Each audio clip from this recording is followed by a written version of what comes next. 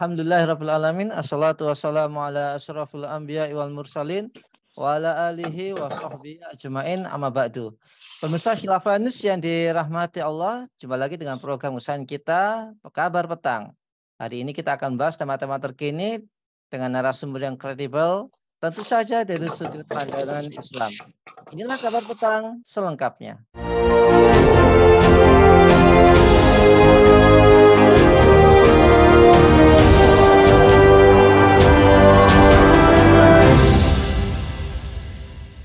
Sebanyak 19 negara termasuk Indonesia dikabarkan berminat bergabung dengan BRICS, aliansi 5 negara yakni Brazil, Rusia, India, Cina, dan Afrika Selatan. Hal itu diungkapkan oleh pihak Duta Besar Afrika Selatan untuk BRICS, Kamis 26 April 2023. Pernyataan tersebut dikeluarkan menjelang pertemuan BRICS yang akan digelar di Cape Town, Afrika Selatan pada Juni 2023. Para menteri luar negeri dan 5 negara BRICS pun disebut telah mengkonfirmasi kehadirannya. Agenda pertemuan itu akan membahas soal ekspansi BRICS hingga sejumlah isu penting lainnya. Sementara itu pembahasan soal perluasan BRICS telah dimulai oleh China sejak tahun lalu. Apa sebenarnya tujuan ekonomi BRICS? Apakah BRICS akan terbitkan uang baru? Apa dampaknya bagi ekonomi global? Untuk membahasnya kami terhubung dengan ekonom dari Forum Dr. Muslim Peduli Bangsa yakni Bung Fakhrul Ulum. Assalamualaikum Bung Fakhrul. Waalaikumsalam warahmatullahi wabarakatuh. Alhamdulillah, gimana Bung? Semangat ya? Alhamdulillah. Semangat baru di bulan Syawal, Masya Allah. Bung Fakhrul, 19 negara menyatakan minat untuk bergabung dengan kelompok negara BRICS saat bersiap untuk mengadakan pertemuan puncak tahunan di Afrika Selatan. Apakah ini kabar baik dan apakah Indonesia patut bergabung dengan BRICS, Bung Fakhrul? Iya, BRICS ini sebenarnya sudah diinisiasi sejak tahun 2001 ya, sudah lama sekali oleh Goldman Sachs.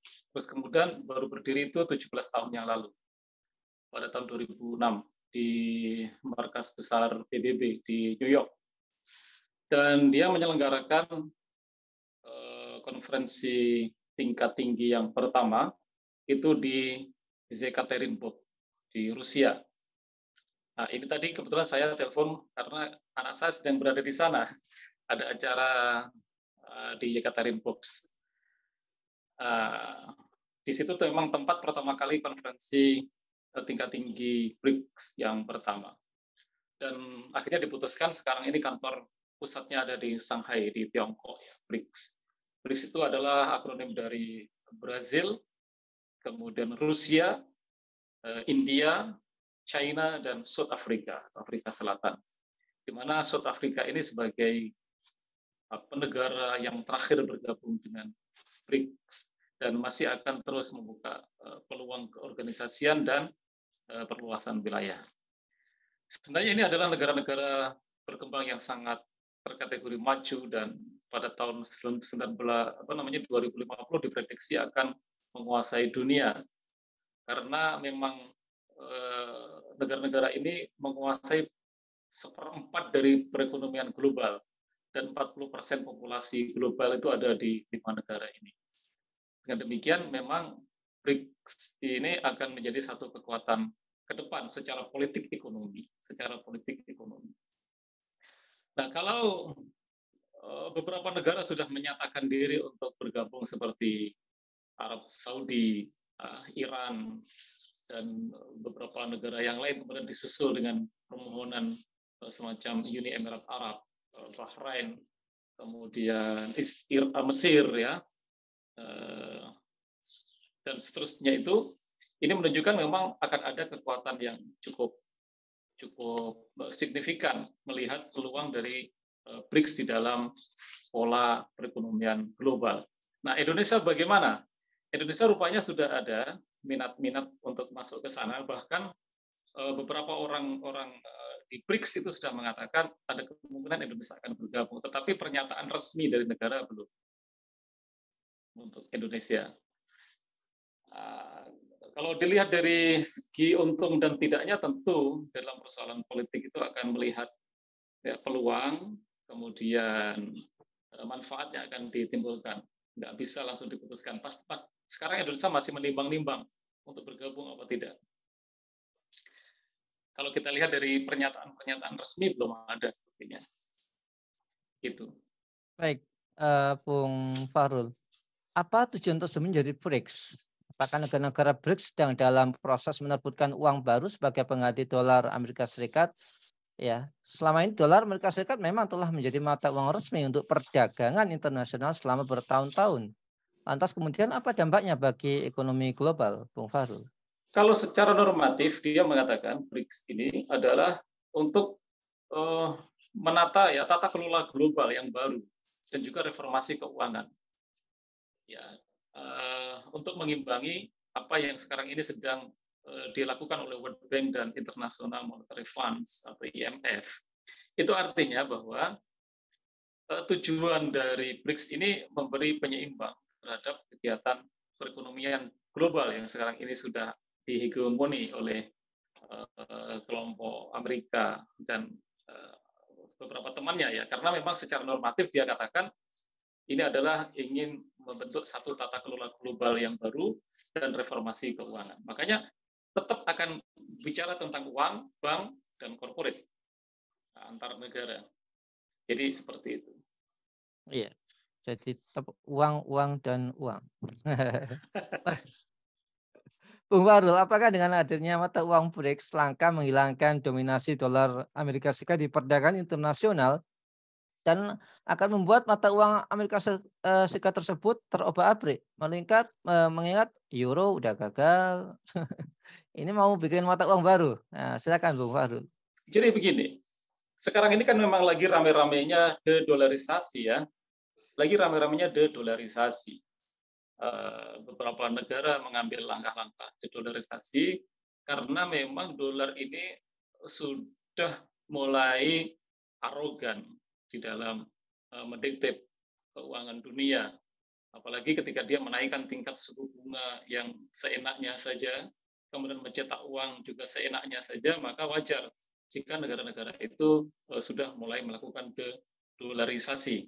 Nah, ini dimanfaatkan momentum yang seperti ini oleh negara-negara lain, seperti misalkan Rusia dan kawan-kawannya, China dan kawan-kawannya. Apalagi sekarang peredaran yuan sudah melebihi peredaran dolar di dunia. Ya, maka dari itu ada kemungkinan yang cukup besar untuk menggeser dominasi dolar kelompok negara-negara BRICS ini. Tetapi saya mengacu kepada analisis yang dilakukan oleh Alexander Dugin, ya. Kebetulan tadi saya sempat ngobrol sama anak saya yang lagi studi hubungan internasional di Rusia, dan dia barusan membahas mata kuliah ini. Dan kebetulan dia juga hadir di Forum Ekonomi Pemuda Euro Rusia di Yekaterinburg barusan 1 bulan yang lalu. Dan dia bilang bahwa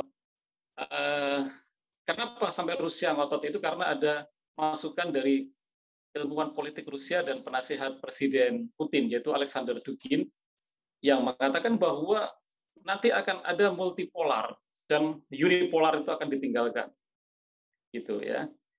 Dan sebenarnya teori multipolarnya Alexander Dugin ini sebenarnya adalah berpijak dari teorinya Samuel Huntington tentang Clash of Civilization.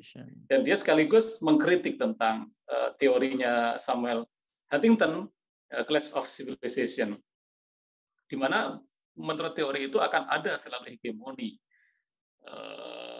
unipolar seperti yang dulu dilakukan oleh Inggris, terus kemudian sekarang dilakukan oleh Amerika. Tetapi ke depan unipolar itu akan bergeser kepada multipolar, di mana ke depan nanti itu hegemoni itu akan banyak, ya, sesuai dengan bidang dan kecenderungannya masing-masing. Tidak ada nanti akan ada satu negara yang seperti Inggris menguasai segalanya, Amerika menguasai segalanya. Nah, disitulah kemudian dibutuhkan semacam gabungan dari beberapa negara, kelompok dari beberapa negara yang memiliki kesamaan. Itu teorinya Alexander Dugin, ya, teorinya Alexander Dugin.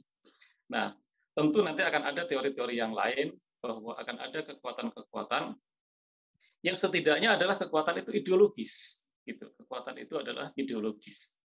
Ya. Nah, kalau kemudian Inggris kita lihat, Amerika kita lihat, itu adalah kekuatan-kekuatan ideologis yang kapitalistik. Bisa saja nanti multipolar itu masih bersifat kapitalistik. Kalau kita lihat apa yang dilakukan oleh BRICS ini masih berputar pada persoalan uang, bank, dan corporate, ya, suku cadang, bahan mentah. Itu saja yang mereka bicarakan dan ingin menggeser hegemoni dolar dengan mata uang yang coba untuk mereka ciptakan. Nah, ide untuk menciptakan mata uang itu kan nanti akan diflorkan waktu di Afrika Selatan. Besok itu kan bulan Juni itu kan ya di mana di Cape Town ya di Cape Town di Afrika Selatan akan disosialisasikan nanti untuk mencetak mata uang BRICS, nah, gitu.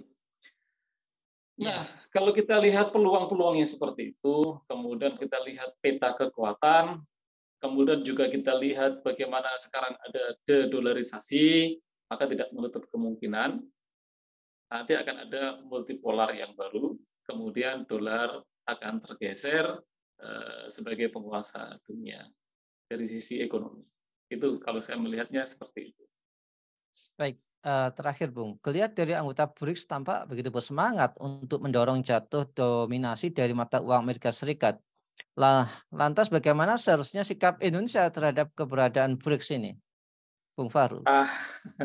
Indonesia itu akan mengikuti tawaran dari siapa saja. Ya. Ada BRI, Belt and Road Initiative, ikut. Ada obor, ikut, gitu. Ada Asia Pasifik yang kemarin ditawarkan oleh Biden, ikut, gitu. Nah, sekarang ada tawaran dari BRICS, ikut, ada kemungkinan untuk ikut. Ya, begitulah memang politik yang mengikuti apa yang sedang besar saja. Jadi kalau menurut pengamat saya, kalau memang melihat ada manfaat sedikit saja akan ikut. Tetapi sebenarnya tentu dia akan berhitung ya, pemerintah Indonesia tentu akan berhitung. Jika pemerintah Indonesia itu melihat bahwa kekuatan Amerika itu masih akan tetap tinggi dan sementara ikatan dengan Amerika itu masih sangat kuat, ya nggak akan ikut. Tetapi kalau kemudian arus de-dolarisasi semakin menguat dan kekuatan BRICS ini semakin kuat, pasti nanti akan ikut. Jadi kemana angin berhembus, ya situlah negara ini berjalan, gitu.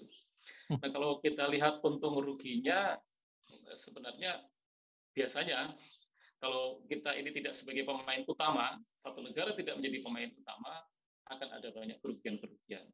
Ya, bisa saja mungkin akan mendapatkan keuntungan sesaat. Misalkan ketika masih bergabung dengan IMF, masih bergabung dengan World Bank, itu kan ada banyak aturan-aturan bagaimana mendapatkan kredit, ya, reformasi ekonomi dan macam-macam yang sangat berat. Tetapi nanti ketika bergabung dengan BRICS, maka ada beberapa pengurangan ketentuan. Ada penurunan suku bunga misalkan, dan seterusnya. Mungkin akan didapati keuntungan itu. Tetapi ingat, itu adalah keuntungan yang tidak hakiki. Ya, keuntungan untuk mendapatkan kredit itu adalah keuntungan sesaat untuk menyelesaikan problem keuangan yang krusial, tetapi tidak menyelesaikan persoalan ekonomi secara mendasar. Itu. Ini yang perlu dipahami sebenarnya secara politik ekonomi. Jadi sebenarnya tidak boleh satu negara itu terjebak dengan mencari mudahnya mendapatkan hutangan dari lembaga-lembaga yang memberikan hutang. Sebenarnya itu yang terpenting. Jadi tidak sekedar menjadi anggota, apa tidak menjadi anggota, untung apa tidak untung, tetapi yang terpenting adalah bagaimana kemandirian sebuah negara itu dengan membawa sebuah ideologi yang nyata, itu yang sangat penting sebenarnya. Ya, baik. Terima kasih Bung Fahrul atas penjelasannya. Semoga membuka wawasan kita semua tentang percaturan politik global dan juga perekonomian global saat ini. Semoga Bung Fahrul Ulum sekeluarga senantiasa dilindungi oleh Allah Subhanahu wa taala. Baiklah pemirsa Khilafanus yang dirahmati oleh Allah, demikianlah program Kabar Petang kita pada kesempatan sore hari ini. Semoga kita semua bisa mendapatkan keberkahan dari Allah Subhanahu wa taala. Jangan lupa untuk subscribe, like, komen dan share sebanyak-banyaknya. Semoga kita mendapatkan kebaikan di dunia maupun di akhirat nanti. Akhir kata, saya Nang Nestiawan undur diri. Sampai jumpa di lain kesempatan. Subhanakallahumma wa bihamdika asyhadu an la ilaha illa anta astaghfiruka wa atubu ilaik. Wassalamualaikum warahmatullahi wabarakatuh.